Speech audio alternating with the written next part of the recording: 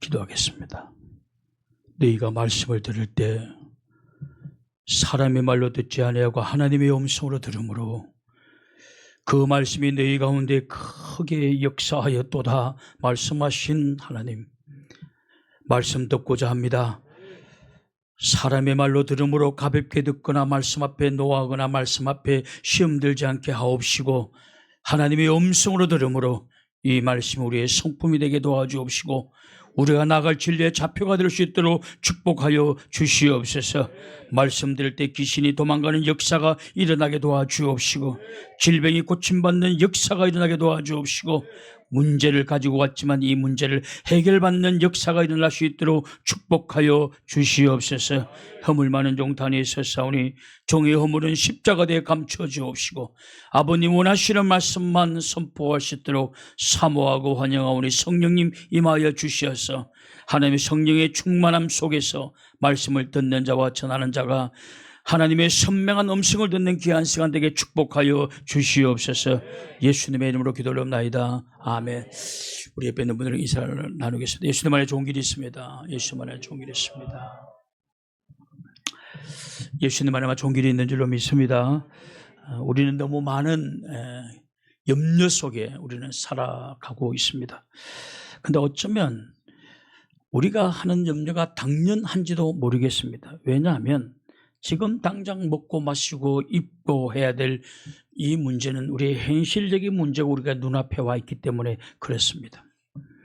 그리고 인간관계의 문제도 우리는 또 많은 염려를 우리에게 가져다 줍니다.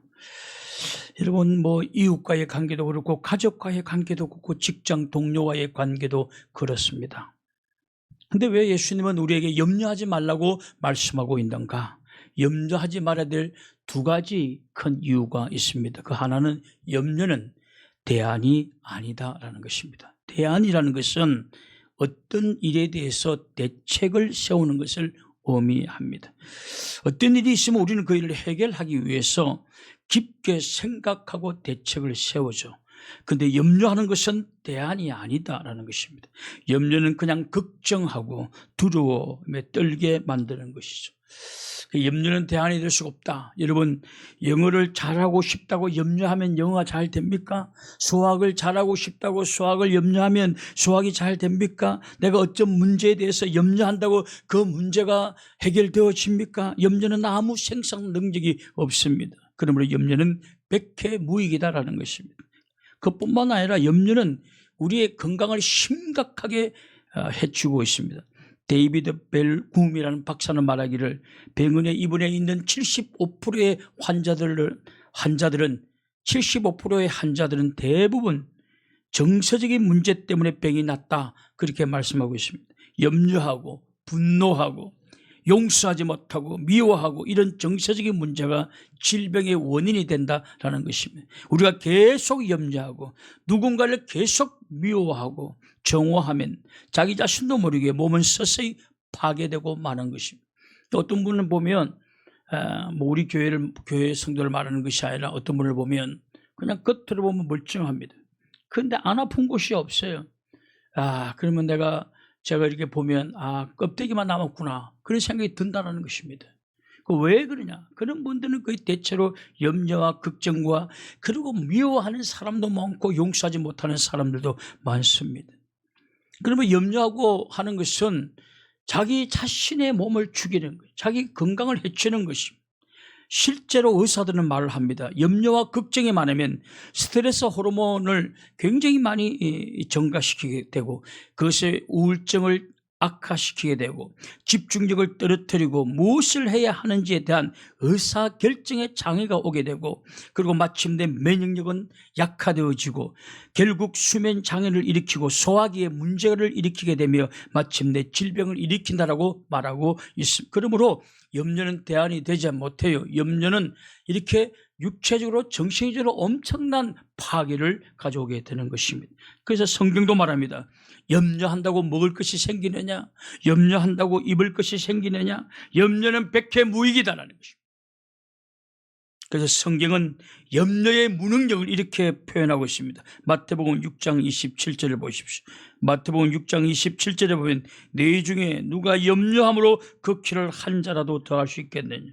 염려는 아무런 능력이 없다. 생산 능력이 없다라는 것입니다. 그는 시간 낭비고 자기 몸을 파괴하는 것과 같다라는 것입니다. 차라리 just do it.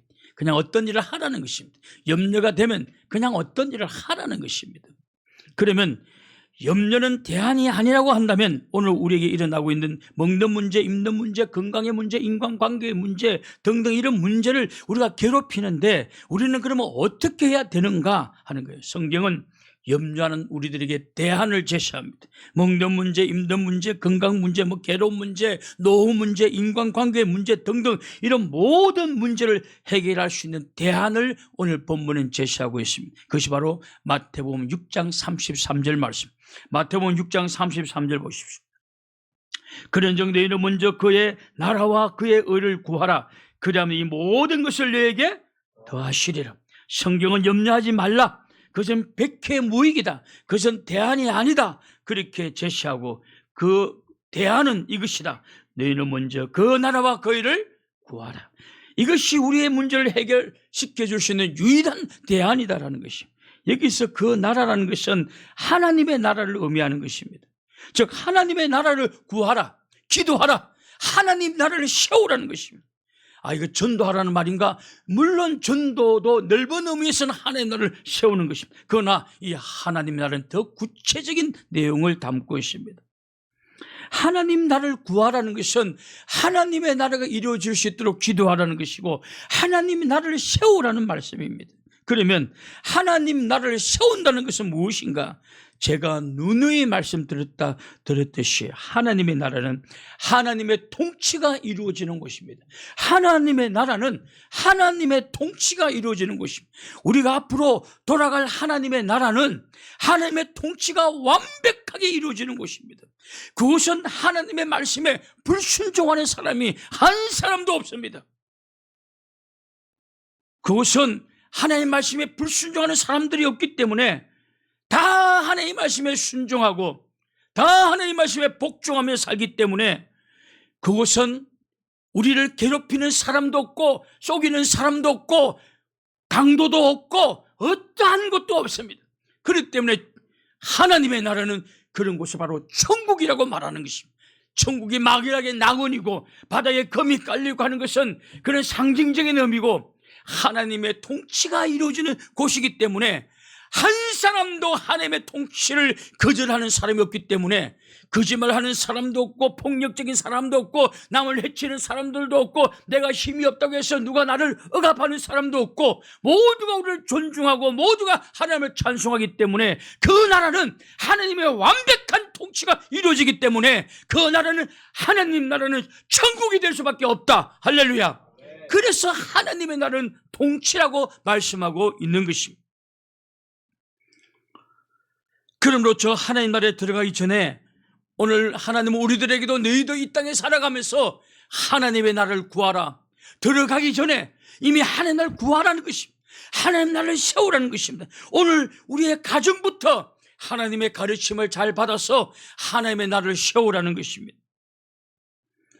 그 가르침에 순종하는 가정은 그 가정은 하나님의 나라가 되는 것입니다. 여러분 교회만 왔다 갔다고 해서 하나님 나라가 되는 것이 아니고 하나님의 가르침을 받아서 그 가르침에 그 통치를 받아서 그 가르침대로 순종할 때 그것이 바로 하나님 나라인 것입니다. 여러분 우리가 학교 다닐 때 나라가 무엇이냐는 데서 많이 배우지 않았습니까? 나라는 것은 첫 번째로 통치가 있어야 돼요. 통치하는 왕이 대통령이 통치가 있어야 되고 두 번째로 그 통치를 받는 백성들이 있어야 되고 세 번째로 그 통치받는 백성들이 가는 땅이 있어야 그것이 나라라고 하지 않습니까?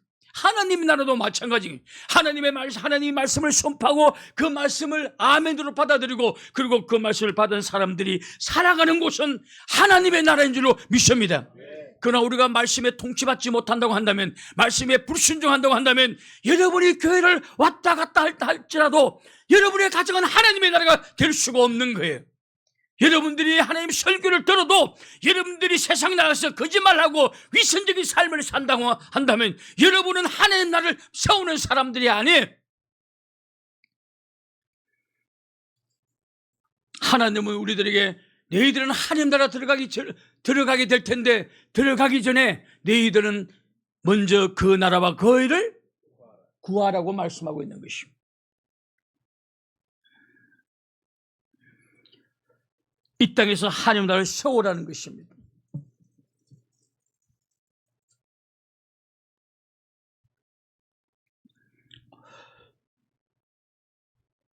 오늘 우리 가정부터 하나님의 가르침을 받았어.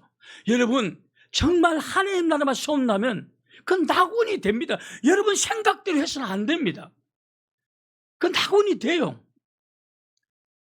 여러분, 북한은 여러분 지금 북한이 남북이 통일되어진다 할지라도 북한은 당장 부흥되기는 힘들어요. 왜냐하면 항구에 큰 배가 들어와서 무역을 내리고 실이고 나르고 할 그런 항구도 또는 그런 거리도 그런 그 고속도로도 다 안 깔렸기 때문에 인프라가 안 되어 있기 때문에 여러분 힘들어요. 인프라가 되어져야 돼요. 지금 물론 북한도 제철소가 있지만 거기는 막 석탄으로 하기 때문에 한번 거기 갔다가 한 10분만 되면 그냥 얼굴에 먼지를 뒤집어 쓰듯이 온 옷 다 뒤집어 쓴다는 거예요. 우리나라 포항제철 갔다 오더니 탈북 가신 분들 갔다 오더니 그래. 하루 종일 다니던 와이샤시가 이게 시커머지지 않는다는 거예요. 깜짝 놀라요. 그 크기와 그 웅대함 깜짝 놀란다는 거예요. 제가 무슨 말씀을 드리냐면 지금 통일이 돼도 한국이 많이 도와주겠지만 남한이 통일이 돼도 당장은 힘들다면 인프라가 거리도 새로 만들어야 되고 지금 항구도 다시 다 꾸며야 돼. 그 인프라가 형성되지 않고는 그 물질이 막 들어가기 힘들다는 것입니다. 여러분, 하나님이 우리를 축복해 주려고 해도 우리가 먼저 우리 가정에 하나님의 나라가 세워져야 되는 줄로 믿습니다. 그래야 하나님이 축복해 주는 것이.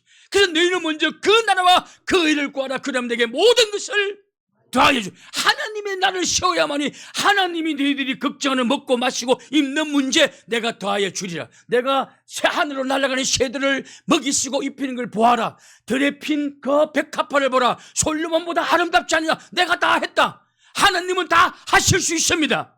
그러나 조건이 뭐냐? 너희는 하나님의 나라를 먼저 세우라는 것이. 그 하나님 나라를 어떻게 세우느냐 하는 거예요. 언제 세워야 되느냐? 돈 다 벌어놓고 난 다음에, 그리고 먹고 살 만한 돈을 다 준비해놓고 난 다음에 나이 들어 노후에 하나님 나라를 세워보겠다. 그것은 여러분들의 생각일 뿐이에요. 하나님은 우리에게 말합니다. 먼저 인프라가 형성되어지듯이 하나님의 축복을 받아 누리려고 한다면 먼저 여러분의 가정이 하나님의 나라가 되어야 되는 줄로 믿습니다. 모두가 하나님의 통치를 받아들이고 하나님의 가르침을 받아들이고 모두가 순종하는 삶을 살아갈 때 여러분의 가정은 하나님의 나라가 되고 그런 영적인 인프라가 깔려진 곳에 하나님은 내가 필요한 모든 것을 더하여 주시는 줄로 믿습니다. 그러면 가정을 하나님의 나라로 세우기 위해서는 어떻게 해야 되는가? 어떻게? 그렇게 반복적으로 실패하고 인간적인 방법으로 해도 안 되고 안 되는데 또 인간적인 방법을 하려고 하니 하나님도 답답하고 보는 사람도 답답한 거예요. 그러면 우리 가정을 하나님 나라로 세우기 위해서는 어떻게 해야 되느냐? 여러분, 우리의 가정을 하나님의 나라로 세우기 위해서는 하나님이 성경에 그 설계 도면을 다 만들어 놓았어요. 에베소서 5장 22절부터 23절을 한번 보십시오. 에베소서 5장 22절부터 23절.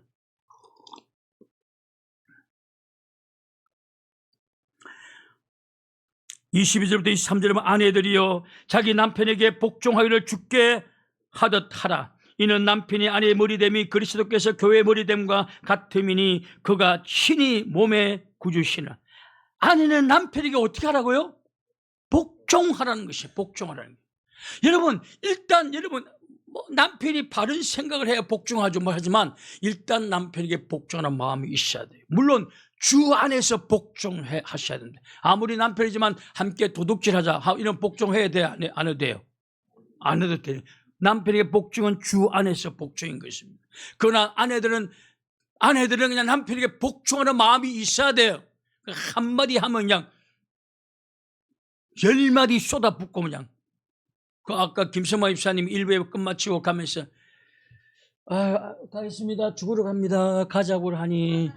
물론 농담이겠지만, 물론 농담이에요. 그렇지만 오늘 설교 듣고 그렇게 말씀을 하더라고요. 그렇게라도 적용하니 저는 감사하더라고요. 감사하더라고요. 아내는 남편에게 일단 복종하셔야 돼요. 그리고 남편은 아내를 어떻게 해야 되느냐. 자, 에베소서 5장 25절 보십시오. 에베소서 5장 25절에 보면 이런 말씀이 나옵니다. 에베소서 5장 25절, 남편들아 아내의 사랑하기를 그리스도께서 교회를 사랑하시고 위하여 자신을 주심같이 하라. 남편들은 예수님이 교회를, 에클레시아, 교회를 위해서, 교회라는 것은 이 건물 예배당을 말하는 것이 아니고 에크, 밖으로, 클레시아, 불러내라는 뜻입니다. 그러니까 교회라는 것은 누구를 의미합니까? 이 예배당을 의미하는 것이 아니고 우리 한 명 한 명이 바로 에클레시아 교회인 줄로 믿습니다. 근데 이것이 이게 우리나라는 교회하면 그냥 이렇게 이 건물이 그냥 여러분이 떠나버리고 난 다음에는 이 건물은 그냥 예배당이지 교회가, 여러분 제가 이 말하면 자꾸 오해를 해요. 교회에 와가지고 뭐 하려고 하지 말고 바깥에 나가서 좀 폭탄이 터져라. 너희는 세상의 빛이라고 하지 않았느냐. 여기서는 훈련받고 진짜 내가 터져야 될 곳은 어디예요? 세상이고 교회라는 것입니다. 여러분 이 교회에서 자라고 바깥에 나가서는 개떡처럼 살아가고 이것이 안 돼. 그렇게 살면 안 된다는 것입니다.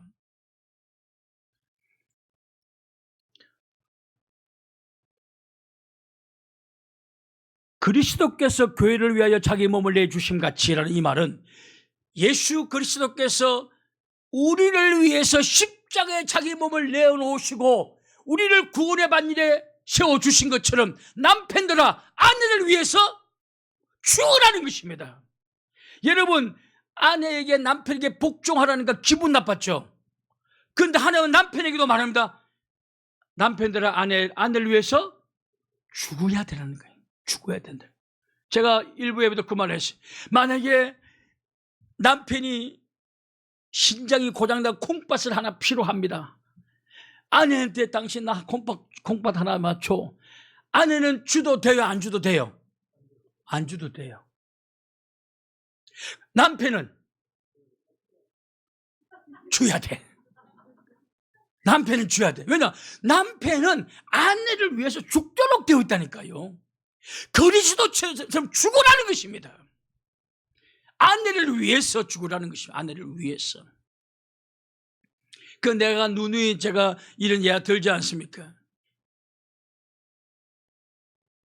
아내와 시어머니가 빠졌어요, 물에. 누구 먼저 건져내야 돼요? 왜 그렇죠? 그치, 어머니는 아버지가 끄집어내야지. 아내는 남편이 끄집어내면 여러분 남편이 아내를 위해서 목숨 걸어야 돼요, 여러분. 그래서 여러분 밤늦게 도둑님이 부시럭부시럭 하면 아내가 나가봐야 돼요? 남편이 나가봐야 돼요? 그런데 어떤 집에는 아내를 바로 톡톡 치면서 야 나가봐라. 여러분 남편은 아내를 위해서 죽을 각오하셔야 돼요. 죽을 각오하셔야 돼요. 이것이 성경의 가르침이에요. 그리고 자녀들은 어떻게 하라? 에베소서 6장 1절부터 4절 보십시오. 에베소서 6장 1절부터 4절 한번 보십시오. 자녀들아 주 안에서 네 부모에게 순종하라. 이것이 옳으니라. 내 아버지와 어머니를 공경하라. 이것은 약속 있는 첫 계명이니 이로써 내가 잘되고 땅에서 장수하리라. 또 아비들아 네 자녀들을 노엽게 하지 말고 오직 주의 교훈과 훈계로 양육하라 하는 것입니다. 이렇게 여러분 읽은 구절에서 보면 자녀들은 하여튼 우리의 가정을 하나님의 나라로 만들기 위해서는 아내는 남편에게 순종하고 남편은 아내를 위해서 죽을 각오를 하고 그 다음에 자녀들은 부모의 가르침에 절대 순종하고 부모를 공경하셔야 돼요. 여러분 부모를. 하나님 아버지와 우리의 육의 아버지와 같지 않습니까? 성경에는 하나님이 되신 육의 아버지를 내려주신 거야. 어떤 분이 그런 말을 하더군요. 나를 사람으로 태어나게 한 것이 나의 부모의. 내가 바퀴벌레 됐다고 하면 내 새끼는 뭐로 태어납니까? 바퀴벌레로 태어나는 거예요. 근데 사람으로 태어나게 만들어주신 것이 누구예요? 내 아버지, 우리 아버지. 그래서 너희들은 아버지를 공경하라는, 부모를 공경하라는 것입니다. 공경하라는 것은 리스펙, 존경하라는 것입니다. 물론 섬기다는 말도 있습니다.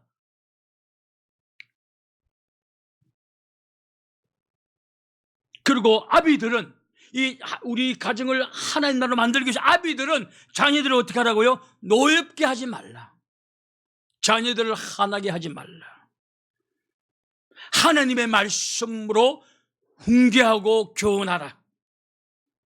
여러분, 자녀들이 아빠 오늘 다음 주 월요일부터 시험인데 큰일 나네. 그러면 아빠가 어떻게 해야 돼요? 엄마 아빠가 시험이야? 그러면 오늘은 빠져. 열심히 공부해.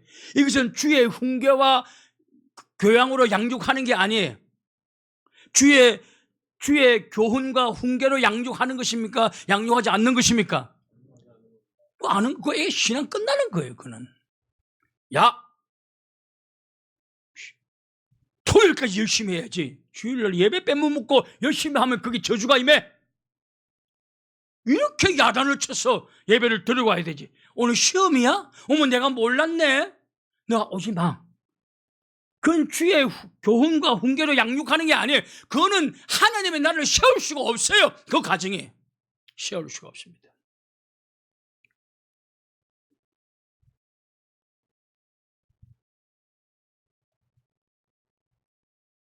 그러면 이것 외에 자녀들은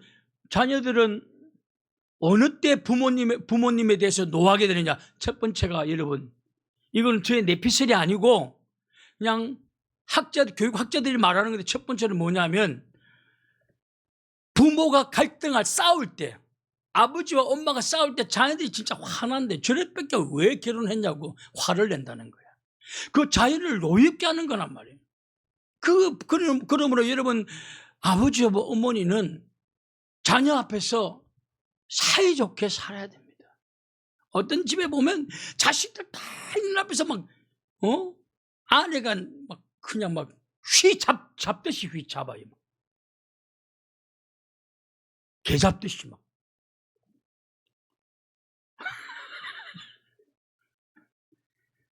여러분, 그 하나님 나라가 이루어지지 않은 곳이에요.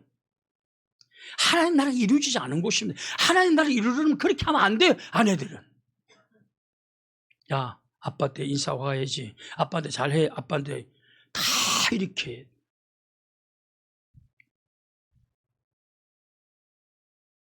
여하튼 자녀를 노엽게 하지 말아야 되는데 자녀들이 언제 노여하냐?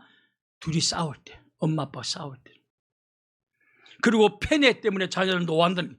부모들도 사람인지라 어떤 애들은 이상하게 이해가 정이 가는 애들이 있단 말이죠. 있어요. 우리 어머니처럼 지나치게 아들을. 그래 되면 온 가족은 다 찢어져요. 나는 아무 잘못도 안 하고 모든 가족의 시기와 질투와 미움의 대상이 되는 거예요. 그렇게 되는 거예요. 여러분, 그거는 이삭도 그랬고 야곱도 그랬어요. 그래서 그 폐뇌 때문에 여러분 요셉이 팔려가지 않습니까? 행들이 야 저거 한 명 온다. 아버지 사랑받는 꿈꾸는 자가 온다. 확 팔아버리자. 맨 처음에 죽이자고 그랬어요. 그러면 여러분 자녀들을 노엽게 하면 폐뇌하면 안 됩니다. 여러분 이런 말 세상에 이런 말도 돌아다니지 않습니까? 천하의 바보도 누가 나를 좋아하고 누가 나를 싫어하는지는 안다 모른다? 아는. 아무리 바보라도 누가 나를 좋아하는지는 안다는 거예요. 아무리 바보라도 누가 나를 싫어하는지는 안다는 거예요. 느낀다는 거예요. 내가 아주 머리 잘 써서 폐뇌하고 있어. 참 머리 잘 써서 내 자식들이 잘 못 느끼게 나는 폐뇌하고 있어. 그 말이 안 되는 소리란 말이죠. 뿐만 아니라 자녀들에게 지나치게 간섭하고 자녀들에게 가혹할 때 자녀들은 속으로 노한다는 것입니다. 지나치게 간섭하는 것. 여러분 간섭하지 마십시오. 지나치게. 가혹할 때. 이번에도 내가 일부 예배 때는 최근에 전교 1등생이 엄마 죽인 것 이야기인데 그 13년 전의 이야기인데 이번 주 계속 그 사건이 뉴스에 나오더라고요. 전교 1등생이 어머니를 죽였어요. 한 번도 칭찬하지 않는 부모, 엄한 부모.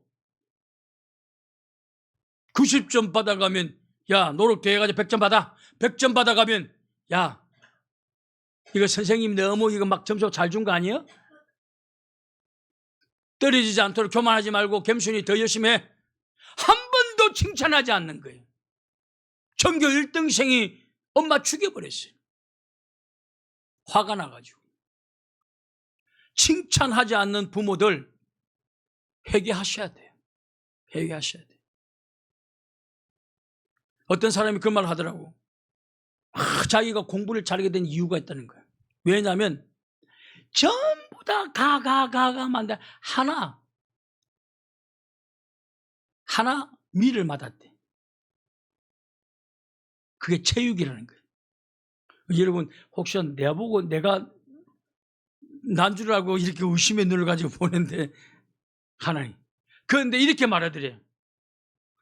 그 민가 우를 하나 딱 마고 너무 양가집 귀시떼기이고 그 하나 딱 온갖 미를 맞았는데 그래 이렇게 아버지가 말해요. 너 너무 한 과목에 치중하는 거 아니야? 그러니 그 자식이 바로 선다, 바로 잘한다는 것이에요. 바로 잘한다는 거예요. 여러분 우만 받았는데도 전부 양가집 귀시떼기야. 우만 받았는데도 야, 너 너무 한 과목에 너무 집중하는 거 아니냐고. 그러면 되는 거예요. 그러면 그게 정상적으로 잘하는 거예요.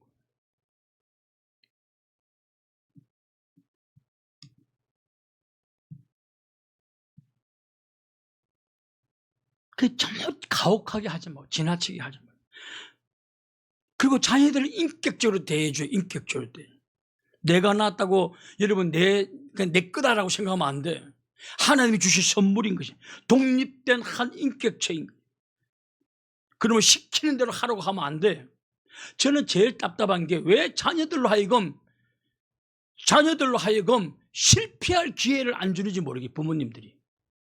어릴 때는 미성년자이기 때문에 실패를 많이 하셔야 돼요. 근데 실패하기 전에 야 그거 하면 안 돼. 요거를 이렇게 해야 돼. 다 가르쳐줘요. 그럼 언제 개감합니까? 사람은 성공할 때 배우는 것보다 실패할 때 배우는 게 훨씬 많은데 언제 배웁니까?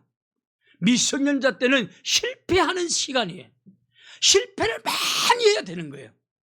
그 부모들은 아이가 실패하는 것을 보면서 허무해 하셔야 돼요. 그리고 뭘 배웠니? 라고 물어보면 돼요. 그냥 저는 아이들이 그래. 우리 아내도 기억해요. 그 겨울에 반바지 입고 간다고 굳이 그 새로 하나 사준 거 색깔 좋다고 겨울인데도 반바지 입고 간다는 거예요. 누가 한 명이, 3명 중에 한 명이. 그 내가 아내한테 제발 좀 냅두라.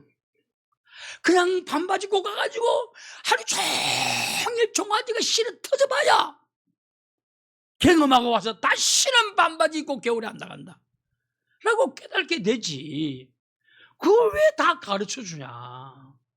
우리가 할 것은 밤늦게 다니지 마, 거짓말 하지 마, 양식껏 살아 라고 해야 돼.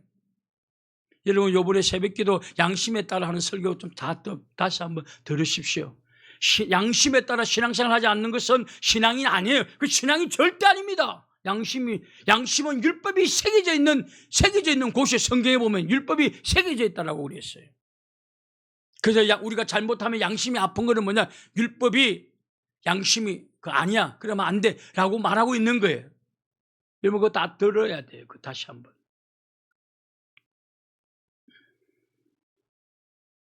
그래서 여러분 자녀들에게 시킨 대로 하라고 막 이렇게 하면 안 됩니다. 그래 네가 하고 싶으면 해야지. 실패를 맛보게 하라는 것입니다. 우리의 자녀들이 이 노여 화가 나면 더 이상 부모님에게 말을 듣지 않습니다. 화가 나면. 그래서 여러분 참 이제 자식 다 키워 놓으니까 이제 자식 키울 말 하니까 이제 자식들한테 시집 가려고 다 하고 이제 자식 한 명 생기면 잘 키울 것 같아. 이게 참 이게 기계입니다. 여러분 자녀들에게도 맨날 공부해라. 너 몇 시 언제부터 공부할래? 몇 시부터 공부할래? 막 그렇게 하지 않습니까? 우리는. 근데 그것도 여러분 죽은 은혜. 그럼 자녀들은 알아서 4시부터 할게. 그거 안 합니다. 근데 갑자기 말을 하나 바꾸라는 것입니다. 야, 오늘 어디서 공부할 거야? 어디서? 갑자기 헷갈리는 거야. 그럼 도서관 갈까? 여러분 부모들도 늘 하는 소리 하니까 늘 하는 소리는 사언이라 죽어버린 노래. 아무런 영향력이 없어요. 화딱지만 나요. 새로운 언어를 배운 말이에요. 그래서 언제 공부할 거야? 언제 공부할 거야? 너 4시간째 게임하고 있지 않나? 하지 말고 딱 그때는 야, 설정. 야, 오늘은 어디서 공부할래? 그럼 애가 내가 갑자기 무슨 소리지 이거? 말을 바꾸라는 것입니다. 여하튼 왜 제가 이런 말씀을 하냐면 부모가 자녀들에게 눈치도 봐요. 아니, 자녀가 부모를 눈치 봅니다. 그러나 부모도 자녀 눈치 봐야 돼요. 얘가 어디에서 화가 났는가, 무엇에 노하는가 눈치 봐야 되는 것입니다. 그래야 하나님 나라가 이루어지는 것입니다. 여하튼 우리의 가정을 성경의 도면대로, 우리의 가정 성경의 도면대로 자녀들은 부모님 앞에 순종하고 부모님을 존경하고 부모님들은 자녀들을 주의 교훈으로 잘 양육하고 자녀들을 노엽게 하지 않으면 그 가정은 하나님의 나라가 되는 것입니다. 하나님이 말씀에 통치하기 때문에 그 나라는 하나님의 나라가 되기 때문에 그 나라는 내가 구하자는 모든 것을 어떻게 해주신다? 더하여 주신다라는 것입니다. 그 더하여 주신다라는. 그래서 하나님 나라를 세우는 게 중요하다. 여러분 우리 경제가 발전하려면 인프라를 먼저 확보, 길, 수도, 전기, 이 인프라를 확보하는 게 더 중요하듯이 여러분 우리 가정에 하나님의 축복이 임하려면 영적인 인프라, 하나님의 나라가 먼저 세워져야 되는 줄로 믿습니다. 그거 우리가 세워야 돼. 예수 믿고 난 다음에 교회만 왔다 갔다 하는 게 되는 게 아니라 오늘 내 가정을 하나님 나라로 건축하리라 세우리라 라고 결심하고 우리의 가정을 하나님 나라로 세워야 되는 것입니다. 여러분 직장도, 두 번째로 직장도 하나님 나라로 세워야 됩니다. 여러분 직장은 어떻게 하나님 나라를 세울 것인가? 직장도 하나님 나라를 세울 수 있는 도면을 성경에 기록하고 있습니다. 한번 찾아봅시다. 골로새서 3장 22절.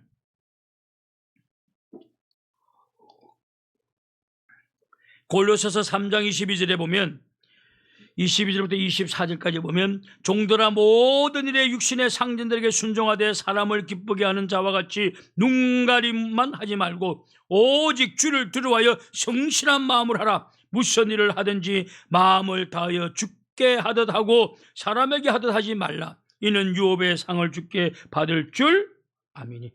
너희는 주 그리스도를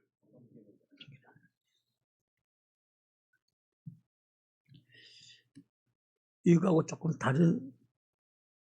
다를 수가 있습니다. 네.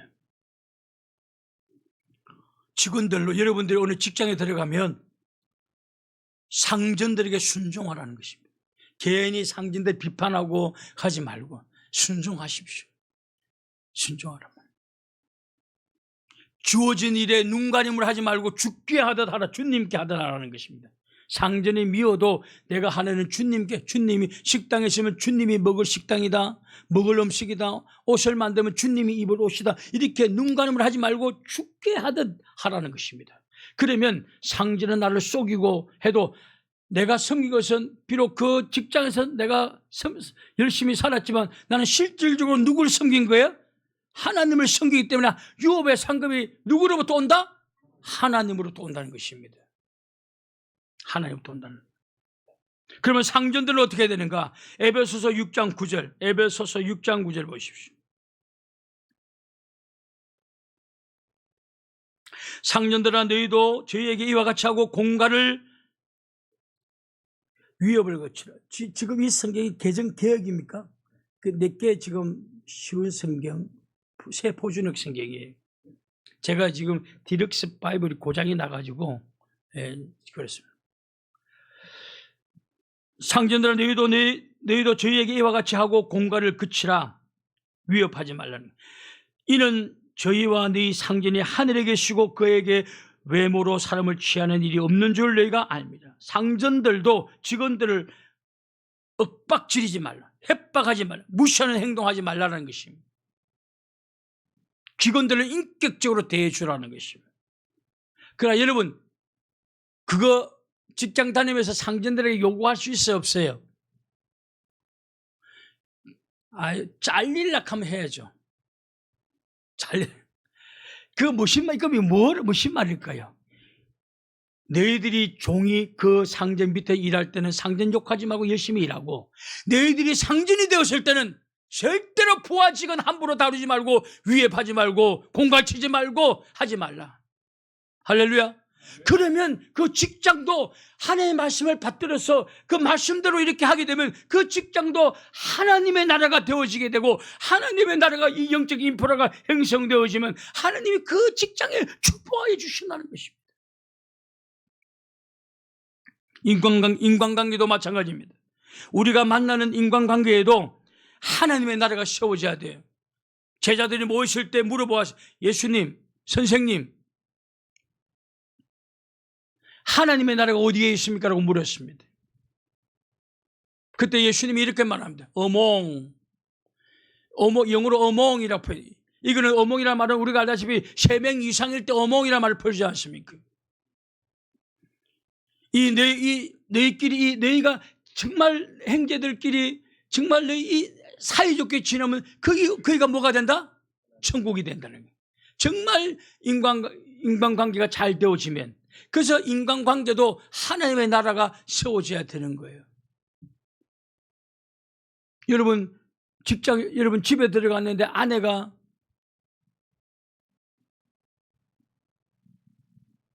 마치 먹이가 온 것처럼 함부로 말하고 이러면 남편은 그 가정에 들어가기 싫은 거예요. 저는 우리 가정에 강아지를 보면 아내 여자들이 이거 좀 배우면 좋겠다 생각. 그래서 문소리만 나도 우리 강아지는 그냥 혼자서 뛰어나가지고 얼마나 반기는지, 가랭이 사이로 왔다리 갔다리 하고 그냥 밟히, 그런데도 그냥 난리 법식을 들여. 마누라는 어디 있는지 보이지도 않아요.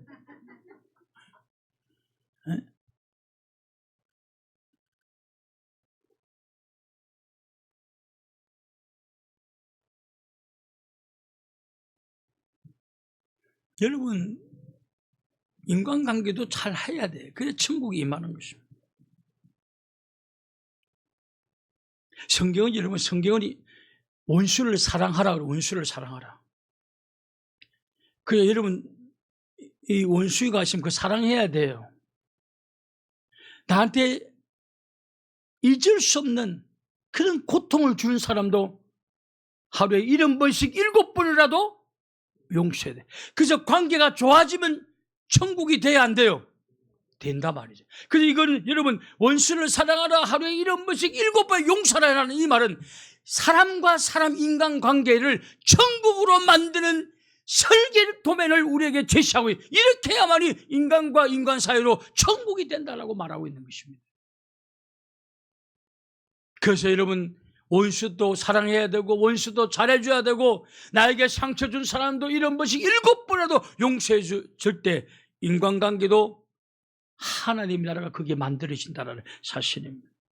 이렇게 범사에 하나님의 가르침의 통치를 받아서 하나님의 나라를 세우는 일들을 하나님의 자녀들은 해야 한다. 교회만 왔다 갔다 한다고 되는 것이 아니에요. 오늘 여러분 집에 돌아가면 여러분의 가정을 하나님의 나라로 만들 수 있기를 주님의 이름으로 축원합니다.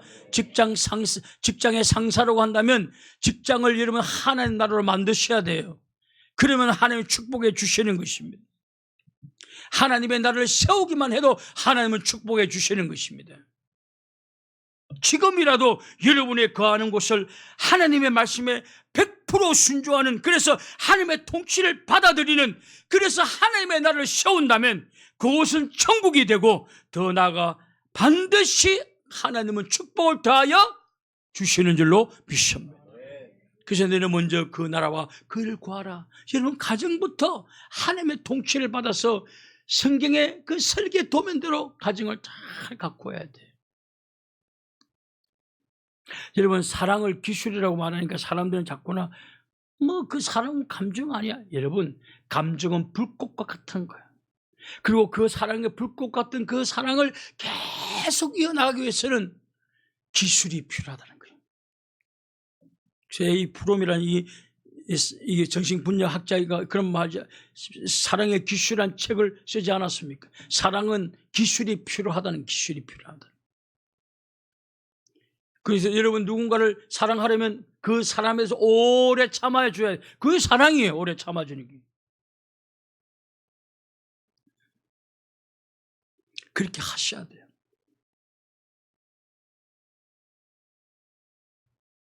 여러분, 이렇게 바깥에 나가서 여러분 이렇게 헤어질 때 또는 처음 만날 때 좀 웃으면서 할렐루야 딱 웃으면서 아유 반갑습니다. 빚 받으러 갔다가 빚 못 받고 가는 사람들처럼 하지 마시고, 제가 오늘 이렇게 악수하는데 어떤 사람은 괜찮아요. 이제 뭐 평생을 연단 받아가지고. 그런데 아유 그래가지고 내 복 받을래. 근데 뭐 그 온유한다는 뜻이 뭐예요? 온유는 아주 친절하면서 따뜻함이 있어요. 따뜻함이 있어야 돼요. 브라우스라는 뜻도 있지만 이 고린도전서 13장의 온유는 영성에 보면 카인드라고 표현해요. 친절. 그러니까 그 친절 정도가 아니라 따뜻함이 다 포함돼요. 넓은 의미 다 포함 들어가는 게. 여러분, 인사 박습니다. 이거보다 이게 따뜻해요. 이게 따뜻해요. 물어보는 데가 바보죠.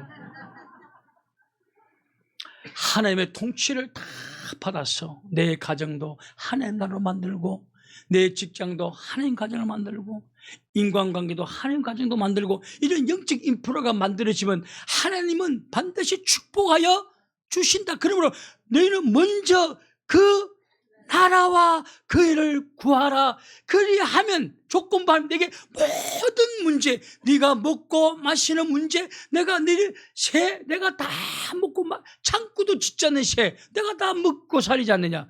저 들국화 백합화를 보아라. 솔로몬의 옷보다 아름답지 않느냐. 내가 다 한다. 어떻게 해요? 먼저 그 나라와 그 일을 구하라. 하나님 나라를 만들어라. 그럼 내가 다 모든 것을 더하여 주시리라. 할렐루야. 그래서 염려는 대안이 아니고 먼저 하나님 나라를 구하는 것이 오늘 내 모든 문제를 해결할 수 있는 뭐다고? 대안이다라는 것입니다. 할렐루야. 한 가지 말만 하고 마치겠습니다. 하나님의 통치를 받아들여서 지옥 같은 도시를 정말 천국으로 만든 도시가 된 한 도시가 있습니다. 한번 찾아보겠습니다. 사도행전 8장 4절부터 8절까지. 사도행전 8장 4절부터 8절 한번 보십시오. 그 흩어진 사람들이 두루다니며 복음의 말씀을 전할세 빌립이 사마리아 성에 내려가 그 그리스도를 백성에게 전파하니 무리가 빌립의 말도 듣고 행하는 표적도 보고 일심으로 그의 말하는 것을 쫓더라. 따르더라. 네. 많은 사람들에게 붙었던 더러운 귀신들이 크게 소리를 지르고 나가고 또 많은 중풍병자와 안전병이가 나오니 그 성에 큰 기쁨이 있더라. 빌립이 복음을 전하기 전에 사마리아, 이제 빌립의 세대반이 막 죽고 하면서 하나님의 종들이 막 박해를 받고 순교를 하고 하니까 많은 뜨거운 집사들이 전부 주변으로 마치 이렇게 교회사에 보면 이렇게 표현하고 있습니다. 막 불이 막 예루살렘에 활활 타오를 때 핍박에 아파라. 핍박에 채찍이 팍팍 가니까 이 불덩어리들이 바깥으로 다 빌립이 그랬대. 다 그 사마리아 시인이 이 불똥이 빌립이 이 불인데 이 불똥이 사마리아 시인. 그 사마리아 시에 들어가서 복음을 또 전합니다. 전했더니 그 사마리아 성은 귀신망치로 유명하고 우상숭배로 유명한 도성이었다. 왜냐하면 아수르가 사마리아 성을 점령하고 난 다음에 그게 이방 민족을 사마리아 성에 왕창대에 보내버려. 그래서 그 안에 원래 사마리아 성은 북이스라엘의 수도였단 말이죠. 근데 그 왕창대에 보내가지고 이스라엘 백성들과 통혼을 시켜버리고 이스라엘 백성들이 막 우상숭배를 하게 만들고, 그래서 그 도성은 우상숭배와 제약의 도성의 상징적인 대명사가 되고 말았던 거예요. 우상숭배하고 우울증이 있었고 병자가 많고 정신병자가 많고 막 그래 됐다. 사마리아 성이 바로 그랬다는 거예요. 그 성에 어느 날 빌립이 뛰어든 거예요. 그리고 하나님의 말씀을 전했단 말이죠. 그랬더니 그 도성이 어떻게 바뀌었느냐. 사도행전 8장 6절에 보면 무리가 빌립의 말을 듣고 행하는 표적도 보고 한 마음으로 그가 하는 말을 따르더라. 전도자 빌립이 말씀을 전하자 놀랍게도 그 말씀을 듣고 적극적으로 따랐다. 사람들이 따랐다는 것은 순종했다는 것을 의미합니다. 순종했다는 것은 하나님의 나라가 임하였다는 것입니다. 왜냐하면 하나님의 나라는 통치이기 때문에 하나님의 말씀에 통치받는 것이 하나님의 나라인 거예요. 여러분 오늘 여기 와 있어도 여러분 하나님의 말씀 안 받아들이잖아요. 그 말 순종하지 않으면 여러분 하나님의 나라는 여러분의 가정에 이루어지지 않고 여러분 인생에도 이루어지지 않습니다. 그러면 거기에는 하나님이 축복해 주실 것과 만무하다는 것입니다. 말씀을 따랐다는 것은 순종했다는 것이고, 순종했다는 것은 하나님의 나라가 임하였다는, 하나님의 나라가 되어졌다는 것입니다. 그러자 하나님 나라를 세우니까 이 사마리아 도성, 그 우울증이 많고 귀신이 많고 그 우상숭배하고 그 병든 자가 많았던 그 제약의 사마리아 도성이 어떻게 바뀌어지는가. 말씀을 따르기 시작하니까 어떻게 바뀌어졌는가. 첫 번째로 사도행전 8장 7절 보십시오. 사도행전 8장 7절에 보면 많은 사람에게 붙었던 더러운 귀신들이 크게 소리를 지르며 나가고, 귀신들이 말씀대로 순종하게 되면 귀신은 도망가게 되는 줄로 믿습니다. 내가 말씀대로만 살면 귀신은 재미가 없어 도망가는 거예요. 근데 귀신이 한마디 하면 솔깃하고 이렇게 하면 또 솔깃하고, 귀신은 재미있어서 막 덤벼들고 개를 왕노릇 하는 거예요. 귀신이 다 도망가 버리지. 사마리아 성에 귀신들이 다 도망가 버리죠. 그리고 두 번째로 질병이 치료되어지는 기적이 일어납니다. 7절 중반절에 보면 또 많은 중풍병자가 못 끊는 사람이 병자가 치료되어지는 기적이 일어나죠. 사마리아 사람들은 그냥 말씀만 따랐어요. 말씀만 순종했어요. 그랬더니 병이 치료되는 기적이 나타납니다. 병이 치료. 여러분 순종하면 질병이 치료되는 기적이 일어나게 되는 줄로 믿습니다. 순종이 중요한 거예요. 순종이.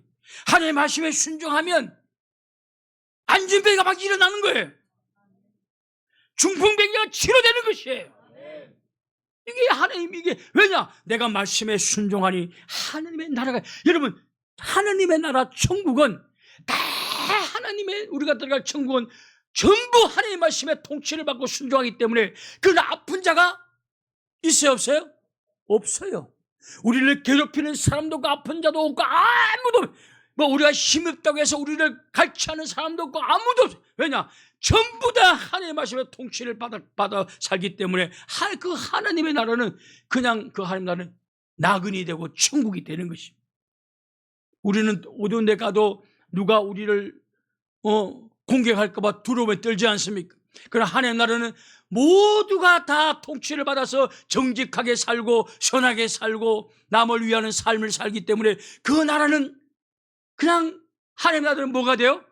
천국이 되고 나그네 되는 것입니다. 여러분 천국에 이렇게 금이 있고 그건 다 상징적인 거예요. 진짜 천국의 금이 여러분 있게 되면 넘어지면 더 아파.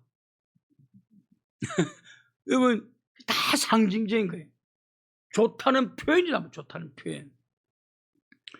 금 있으면 뭐예요? 그거 캐가지고 팔 거예요? 아무도 사는 사람도 없어요. 왜냐? 다 만족스럽기 때문에.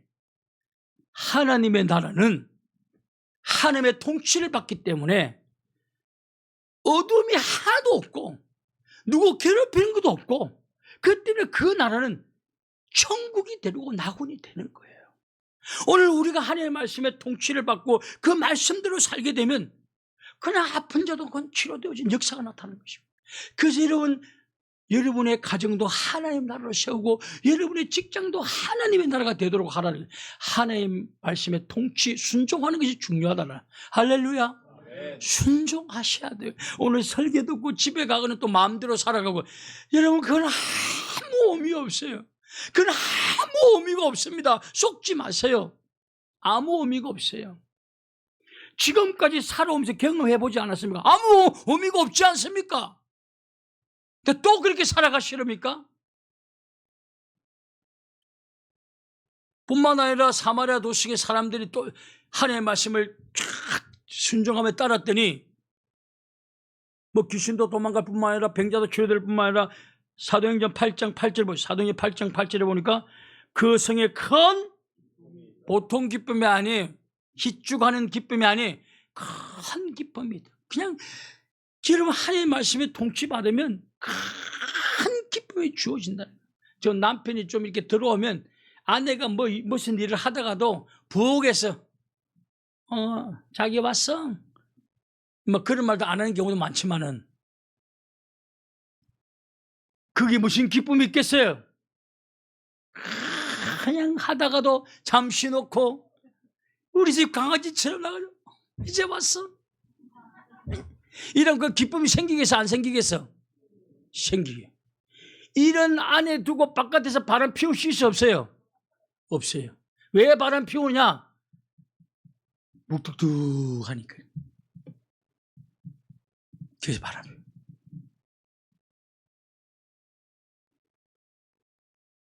저 아내들은 좀 이거 연습 좀 하면 좋겠어요.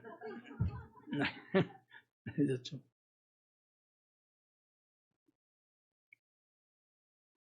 사마리아 성 사람들이 다 하나님의 말씀을 따랐더니 큰 기쁨이 막 기쁨. 여러분 나는 요새 기쁨이 없어요. 순종 안 하니 무슨 기쁨이 있겠어요? 순종 안 하니 우울증 생기고 기쁨이 없죠. 순종하면 기쁨이 생기죠. 사마리아 성에 하나님의 말씀에 순종함으로 그 성에 하나님의 나라가 세워지게 되니까 놀라운 일들이 그 가정에, 그 사마리아 성에 일어나기 시작한 거예요. 여러분, 불행한 가정이 있습니까? 물질적으로 가난한 가정이 있습니까? 행복하지 못한 가정이 있습니까? 건강을 잃어버린 가정이 있습니까? 그것은 반드시 치료되어져야 되는 줄로 믿습니다. 그렇다면 여러분, 오늘부터라도 여러분의 가정부터 하나님의 나라로 세울 수 있기를 주님의 이름으로 축원합니다. 하나님 나라를 만드십시오. 아내는 아내대로 성경의 도면을 보고 남편을 그렇게 섬기고, 남편은 성경의 도면을 보고 그렇게 성경대로 남편의 역할을 하게 되고, 자녀들은 성경의 도면을 보고 부모에게 이렇게 순종하고 부모를 공개하고, 부모들은 또 그 도면을 보고 자녀들을 주의 훈계와 교훈으로 양육하고 자녀들을 노입게 하지 아니하고, 그렇게 되면, 그렇게 하나의 나라가, 영적 인프라가 우리 가정에 세워지게 되면 우리의 가정에 가난은 사라지게 되고, 다툼도 사라지게 되고, 미움도 사라지고, 귀신은 추방되어지고, 건강은 회복되어지고. 할렐루야. 하나님의 나라를 먼저 세우는 게 중요하다. 그래서 너희는 먼저 그 나라와 그 일을 구하라. 오늘 여러분의 가정을 한번 돌아보십시오. 그 자기 자신을 한번 되돌아보십시오. 내가 정말 하나님의 말씀에 순종하고 있는지. 아니요, 힘들걸요. 그저 세상 사람 비슷하게 살아갈 뿐이에요. 외적으로는 크리스찬을 하지만 실질적으로는 크리스찬이 아니라는 것입니다. 그런 곳에 어떻게 하나님이 기적을 베풀어 주실 수가 있을까요? 베풀어 주지 않습니다. 하나님은 속지 않습니다. 오늘 나부터라도 하나님의 말씀의 통치를 받으셔야 돼요. 하나님의 나라가 내 가슴 속에, 내 가정에, 내 직장에, 내 동료 사이에 이루어져야 되는 것입니다. 그러면 하나님은 그 하나의 나라에 축복하여 주시는 것입니다. 이런 축복을 받아 누리실 길을 주님의 이름으로 축원합니다. 기도하겠습니다. 거룩하신 하나님 아버지, 오랫동안 수십 년 동안 하나님을 믿지만 아직도 우리 가정은 하나님의 나라가 세워지지 않았습니다. 그것이 위기인 줄도 모릅니다. 우리는 친구들을 하고 웃고 떠들지만 하나님의 말씀에 순종하는 하나님의 나라는 이루어지지 않았습니다. 그러나 우리는 환상 가운데 살아가고 있습니다. 하나님 나에게 축복하여 달라고. 평생을 쏟고 지내면서도 깨닫지 못하는 우준함을 용서하여 주시옵소서. 이제는 진실로 모두가 하나님의 말씀에 귀를 기울이고 그 말씀의 통치를 받고 우리의 가정부터 하나님 나라가 세워지고 우리의 직장도 하나님 나라가 세워지고 우리의 형제 자매들 인간관계에서도 하나님 나라가 세워짐으로 말미암아 하나님 나라가 세워진 곳에 약속하신 모든 것을 더하여 주시는 축복이 우리의 가정에 우리의 삶 속에 이루어질 수 있기를 오늘도 기대하며 소망하는 우리 모두가 될 수 있도록 축복하여 주시옵소서. 예수님의 이름으로 기도 올립나이다.